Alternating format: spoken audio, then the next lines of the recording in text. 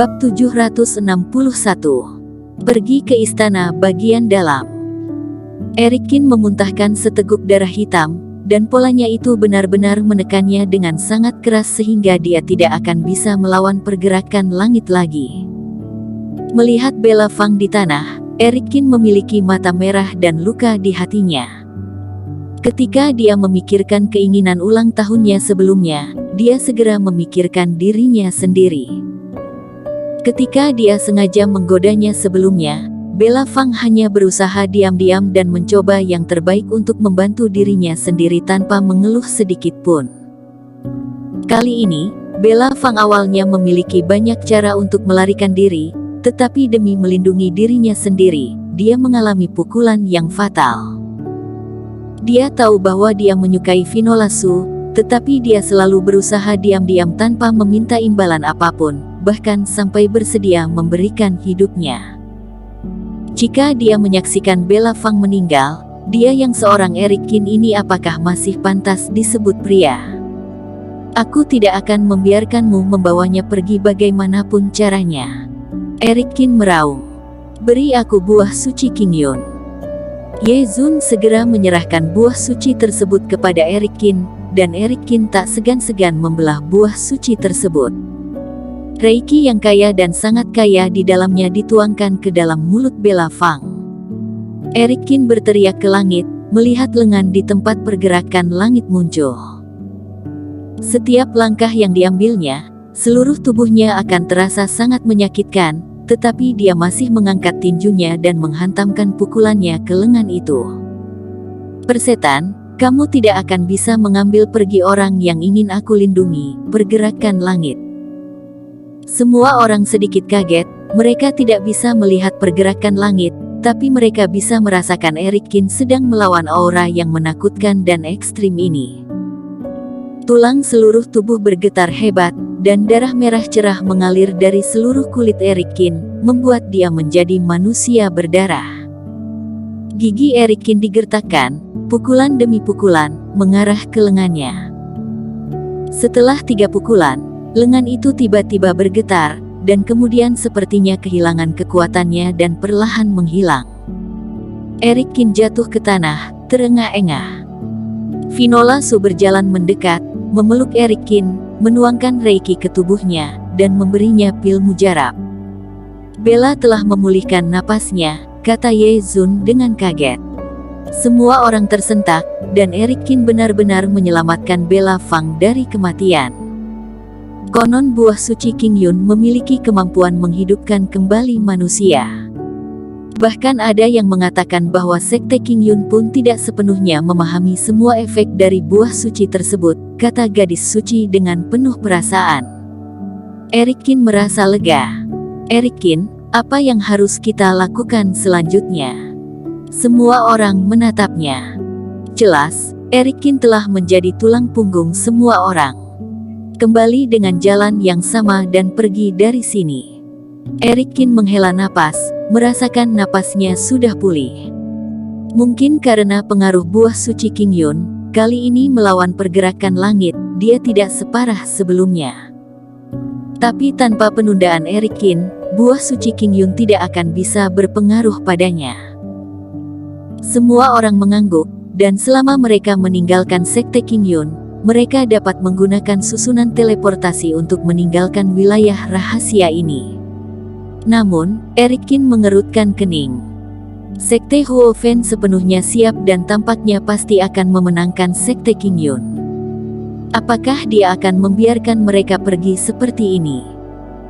Semua orang saat belum pergi jauh, dan merasakan sesuatu, mata Erikin bersinar dengan cahaya dingin, dan tubuhnya tiba-tiba bergegas keluar, menuju kehampaan, dan dengan keras mengeluarkan 2 jurus tinju sage.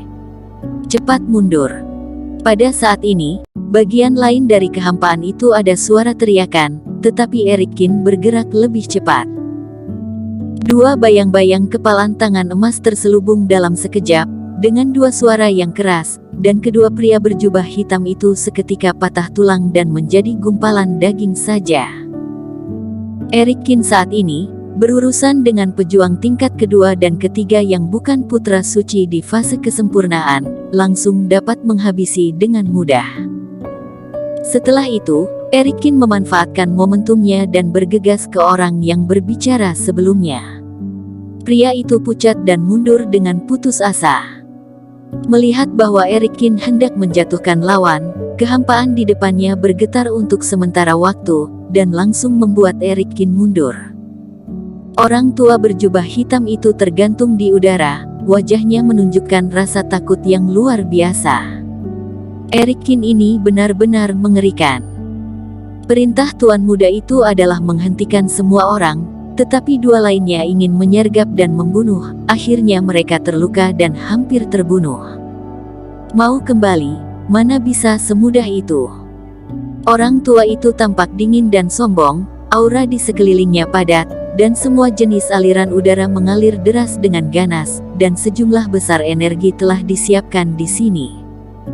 Semua orang terkejut, tetapi mereka tidak menyangka bahwa seseorang akan menghentikan mereka. Erikin menyipitkan matanya dan memandang orang tua itu, "Kamu adalah orang dari Sekte Huofen, yang pandai menggunakan formasi." "Ya, aku tidak menyangka dirimu memiliki cara seperti itu untuk menghentikan tuan muda sekte kami, tetapi ada diriku di sini, tidak ada dari kalian yang bisa pergi dari sini." Orang tua itu menatap tajam ke arah Erikin, wajahnya penuh kemarahan. Kali ini dia tidak mengatakan apa-apa, dia tidak akan keluar untuk melawan lawannya lagi. Kemudian dia mengangkat tangannya tinggi-tinggi, dan tanah di sekitarnya bergetar untuk beberapa saat, dan aura hitam yang tak terhitung jumlahnya muncul di depannya, seperti pagar penjara, benar-benar menutup tempat itu. "Aku tidak percaya kamu sendiri bisa menghentikan kami semua, sungguh berlagak." Si brewok berteriak dengan marah, sosoknya melintas, dan sebilah-bilah pedang melesat keluar, seketika jatuh di atas formasi itu.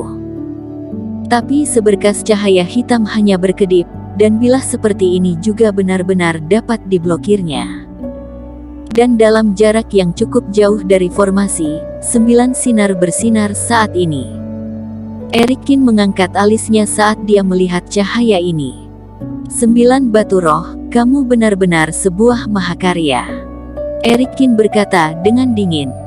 Untuk menangkap kalian, aku tidak ragu untuk menghabiskan lebih banyak demi kalian. Orang tua itu mencibir, aku menyarankan kalian menyerah saja dan jangan menyia-nyiakan usaha kalian lagi. Formasi ini memiliki pertahanan yang sangat kuat. Kalau dia tetap berjaga di sini, kita tidak bisa menerobosnya. Vinola Su juga menghunus pedang panjang untuk mengujinya, lalu menggelengkan kepalanya. Sepertinya pihak lain telah lama memutuskan untuk menjebak kita di sini dan membunuh kita. Mata Erikin berkedip dingin. Dia tiba-tiba berbalik dan melihat ke arah Gunung Suci.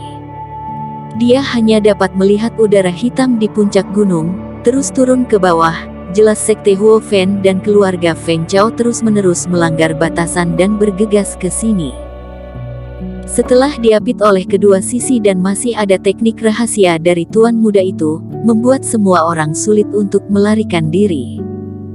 Kita tidak bisa menunda lebih lama lagi, kita hanya bisa masuk ke dalam dan pergi ke istana bagian dalam. Erikin menyipitkan matanya dan langsung membuat keputusan. Tinggal di sini hanya bisa membuat orang-orang di Gunung Suci bisa mengejar waktu, jadi kita harus bertindak tegas. Selama sihir tuan muda sekte belum berakhir, dengan basis kultivasi saat ini, tidak ada dari kita yang bisa menjadi lawannya. Setelah ditangkap olehnya, hanya ada satu jalan kematian saja. Mau pergi, mana semudah itu. Orang tua berjubah hitam itu berteriak.